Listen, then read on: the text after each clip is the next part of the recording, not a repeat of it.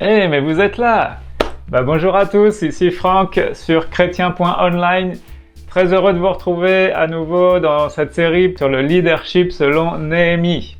Voilà, dans cette vidéo, on va voir que les meneurs font preuve du tact et de la diplomatie que Dieu leur donne.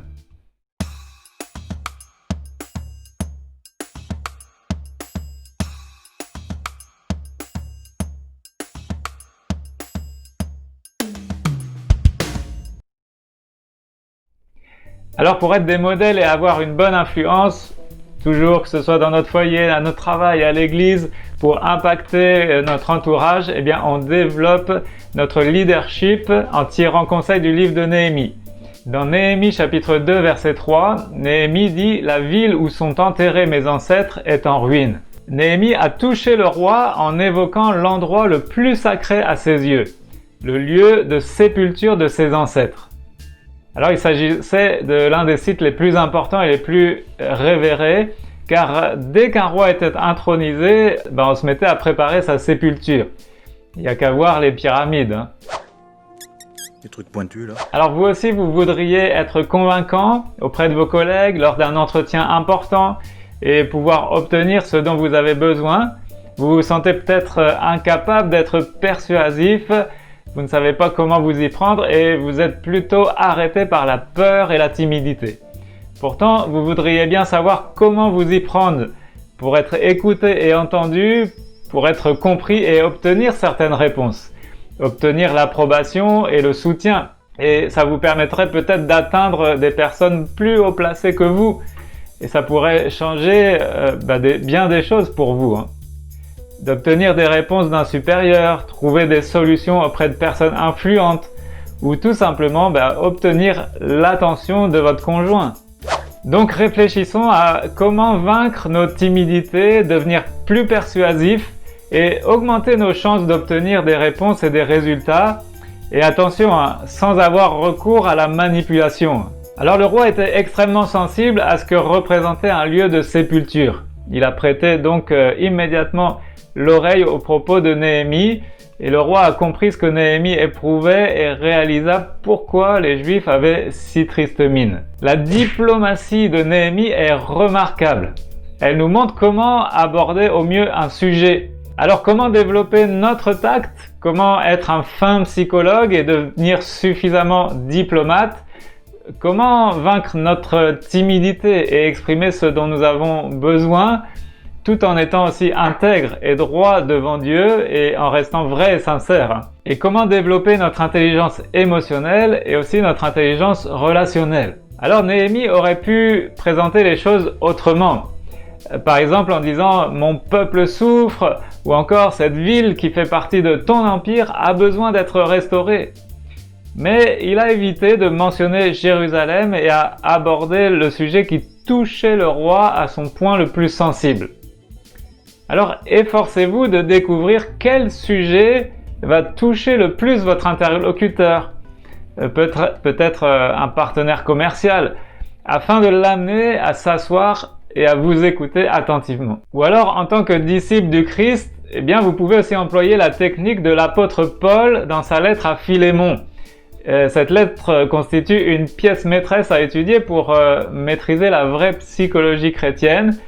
Et cette petite missive pleine de courtoisie, de tact, avec un brin d'humour, révèle bien le cœur plein d'amour de Paul. Paul a écrit cette lettre à Philémon, dans laquelle il intercède en invoquant de fortes raisons pour que Onésime soit pardonné et retrouve la faveur de son maître. Dans Philémon, au verset 17. Alors listons quelques-uns des trésors de diplomatie que Paul a utilisés. Paul se présente comme prisonnier plutôt que comme apôtre. Il aurait pu faire valoir son autorité, mais il préfère en appeler à Philémon en se plaçant à un niveau paraissant plus bas et moins avantageux.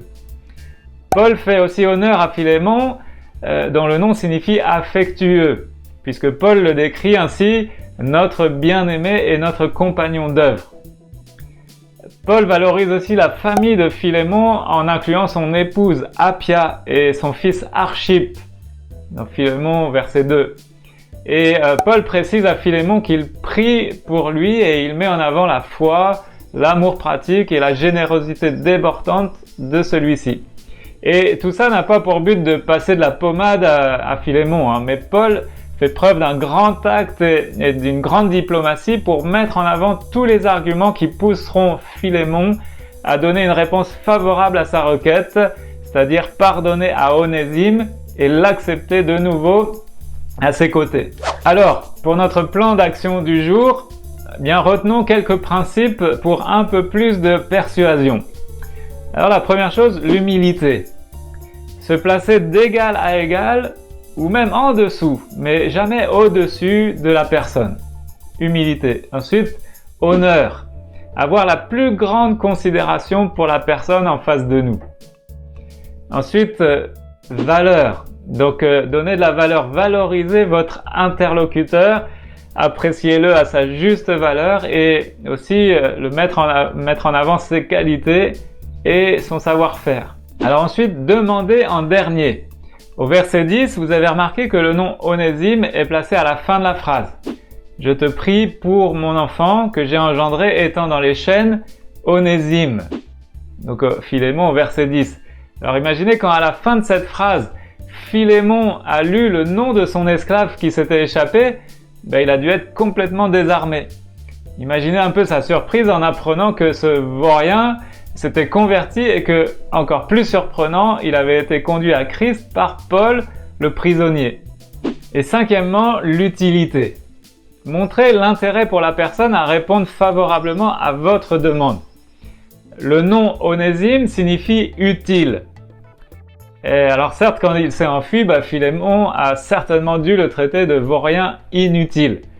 Mais Paul dit, autrefois il t'était inutile, mais maintenant il est utile à toi comme à moi. Philémon verset 11. Donc vous aussi apprenez la diplomatie, la politesse, les règles de savoir-vivre, développez votre tact et votre impact en apprenant la culture de l'autre. Vous avez vu ce que Néhémie et l'apôtre Paul ont pu obtenir? Alors évidemment, ils ont aussi été inspirés et conduits par Dieu dans tout cela. Alors ne perdons pas l'occasion de faire bouger les choses et d'obtenir l'aide dont nous avons besoin. Ça pourrait vous ouvrir des portes, vous permettre d'obtenir des réponses favorables. Vous pourriez peut-être réussir un entretien d'embauche, obtenir des aides financières ou que sais-je encore. Alors soyons des disciples qui progressent en diplomatie. Demandons au Seigneur plus de tact, de finesse, de sagesse dans nos entretiens importants. Alors on progresse ensemble, pas à pas, #de gloire en gloire. Alors ne ratez pas les prochains épisodes, pensez à mettre un pouce en l'air, à vous abonner, à commenter et aussi à partager. Un grand merci d'avoir regardé cette vidéo, moi je vous dis à bientôt pour la suite. Alors faites tout pour la gloire de Dieu. Bye tout le monde!